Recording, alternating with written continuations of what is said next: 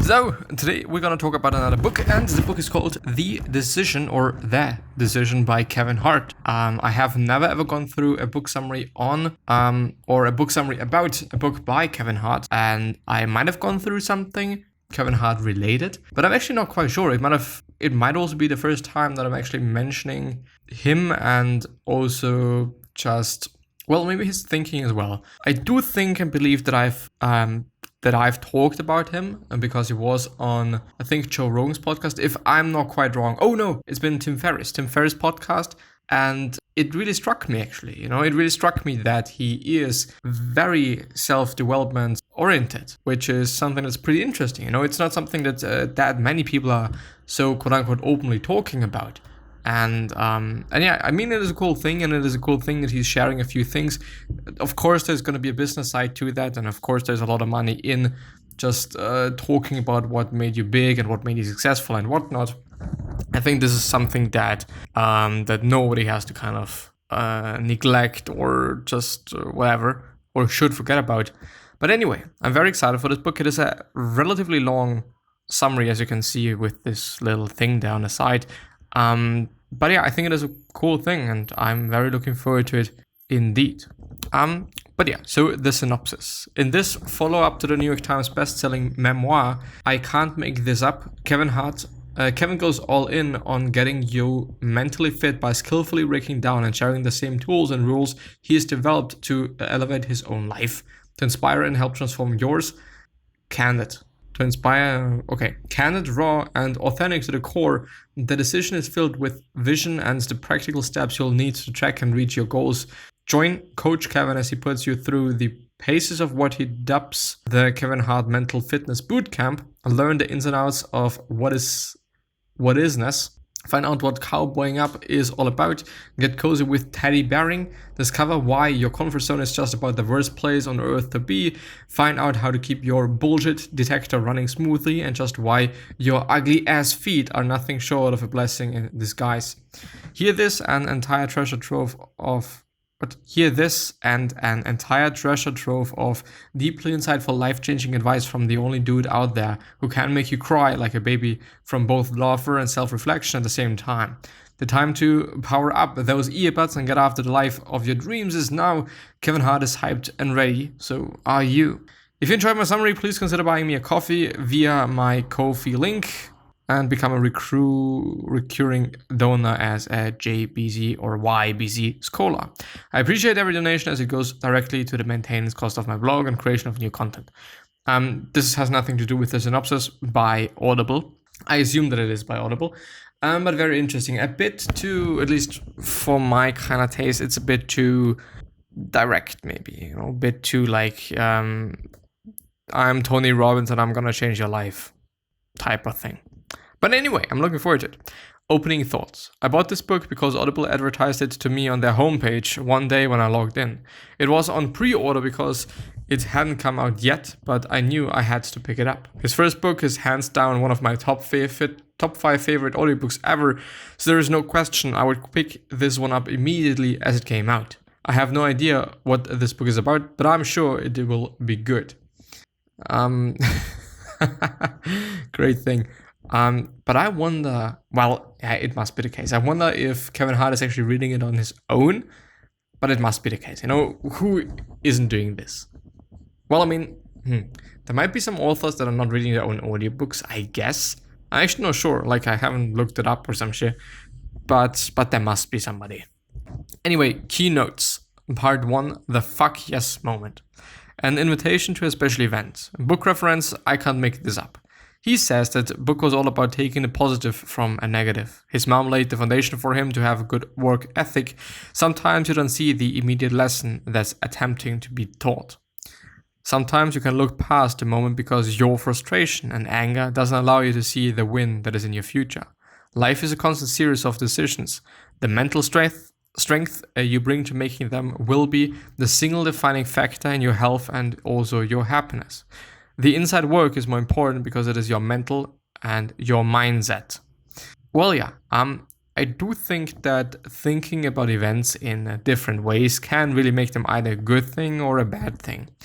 In very recent times, meaning the past weeks, I guess, well, maybe even the past month, I have actually been talking about this very, very, very often, I would say. I know a lot of people are talking about this.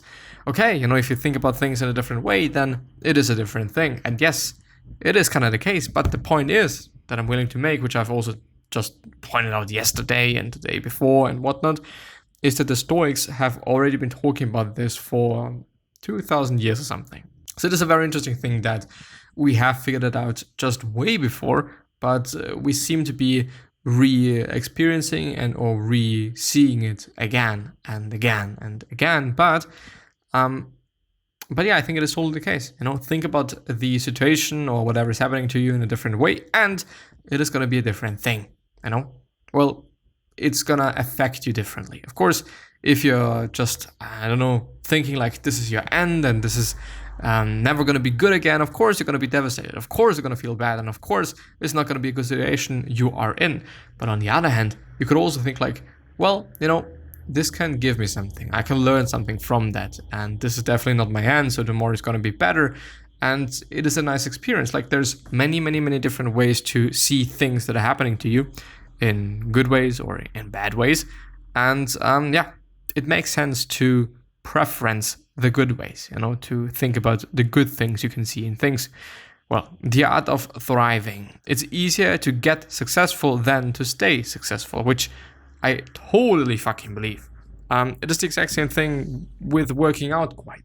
Being in shape once in your fucking life is easy. I've done that. I've actually been in relatively good shape, I would say. And yes, my belt is opened or open or whatever. Was opened nevertheless. Staying in shape is a different thing. Staying in shape means a lot of discipline. It depends on what you think about when you say, okay, I want to stay in shape.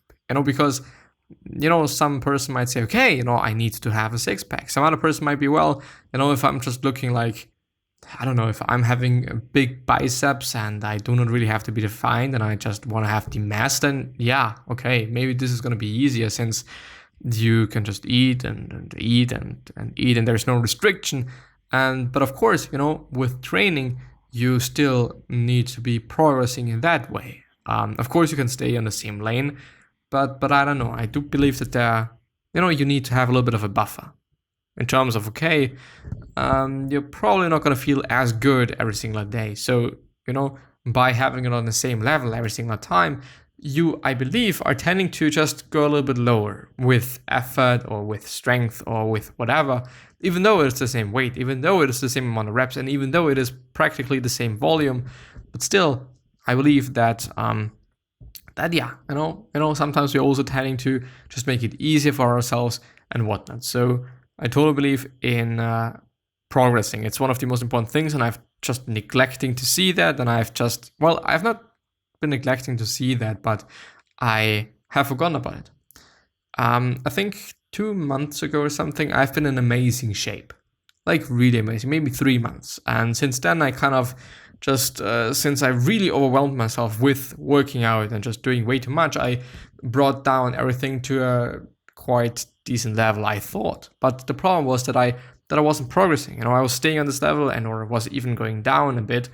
But yeah, at this point in time, I really am focusing on always doing more. Every single workout is going to be more than the previous one. There's going to be kind of a just top thing there. There's going to be some point where I can't progress anymore. Maybe due to the equipment limitations that I'm having, maybe due to whatever.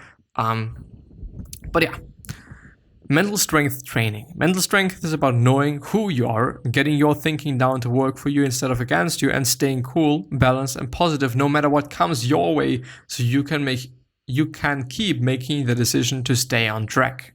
Part 2, know before you go.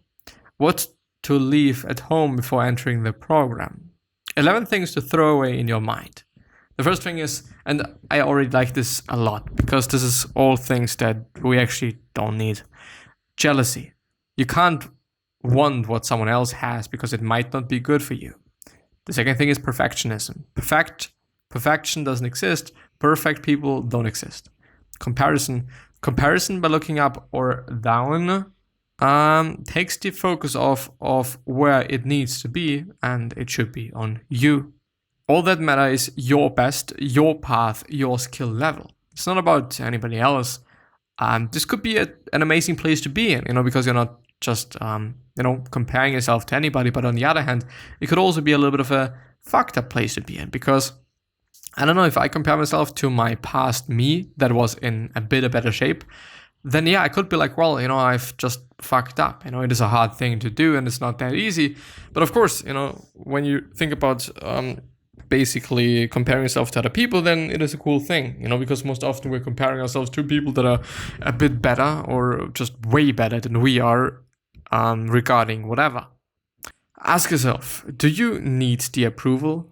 Without the approval, does life go on? And yes, it does go on. Unhealthy fear. Anybody who says they have gotten rid of fear is a jackass. Unhealthy fear is when you get worked up about things that are not life-threatening. It clouds your thinking and freezes you in position and keeps you from being who you really are. Ground only gets broken by people who are not afraid to break it. Sometimes not knowing sets up the opportunity for an amazing find. Yeah, quite, indeed. The fifth one is fear of failure. And there's actually nothing to it, so don't fear failure, period. The sixth one is resistance. Resistance is talking yourself off your plan. Stop convincing yourself that it is okay to not keep your word to yourself. The mind doesn't like change, it likes the familiar. And so coming back to comfort zone things, we like just being in familiar places. We like talking to familiar people. Everything is nice when everything is familiar. And I've actually really experienced that in the past few weeks with my quote unquote new job, quote unquote, several fucking times. It's not a job, basically. It's something that I kind of have to do. Anyway, I'm just meeting new people every single day. I'm having to work with new people quite every single day. And of course, it's not that of a nice thing. Of course, it's not that easy, But on the other hand, you learn to just know new people. You get to know new people, and you, and you're also practicing to just talk to them and ask them and, make friends, which is, I think, a cool skill to have. Being able to be liked and stuff. I think it's cool. I enjoy that. Self-doubt, don't have that. There's also nothing added to that. Anger. The best way to handle anger is just to analyze and assess the situation, because most often you're going to see, no, you don't have to be angry. And also being angry doesn't necessarily make anything better, but most often everything worse. Toxic anger comes when you take things too personally and let things get under your skin, but are unable to discharge it the right way. Yeah, anger is a fucked up thing. Anger actually ruined parts of my life to some degree, definitely, because I have been a very angry person. At this point in time, I've definitely been able to work on that a bit by, I don't know actually by what. I don't know actually what changed me a bit, but something definitely changed, which is something that I'm tremendously happy about. But yeah, blame. Playing the role of victim is a great way to stay stuck by wasting your time making excuses for why things are the way they are. So don't motherfucking do that. The 11th one is judgment of others. Those that judge can't do, those that do don't judge. Those that have experience and success in whatever area of business that you are doing may critique, but it is from an experienced side of criticism. Yes. Taking the time to judge and talk bad about someone you don't know is energy spent poorly instead of being used to do something positive.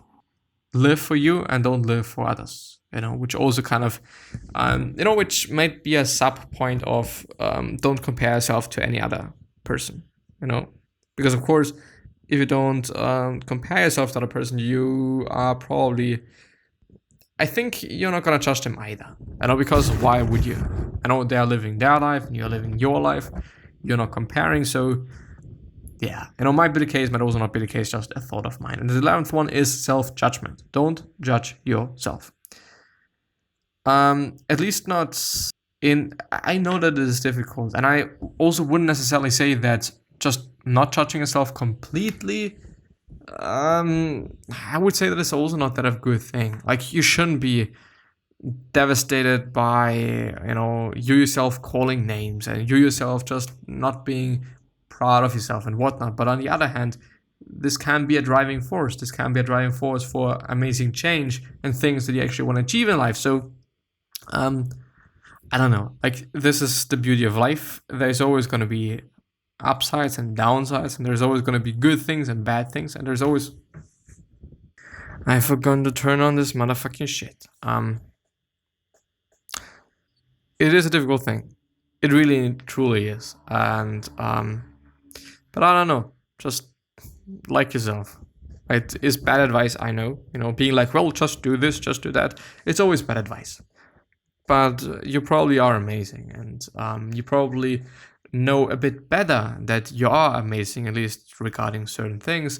Because nobody's able to do anything, by also not comparing yourself to anybody else, just knowing your own worth. But of course, as I said before, comparing yourself to yourself is not always going to be nice. It's not always going to be a great thing. But even if it is not a great thing, we should still be doing it. Yeah, I have been in better shape, but I'm working now. I fucking am working now to just get that fucking right. And I am on my way.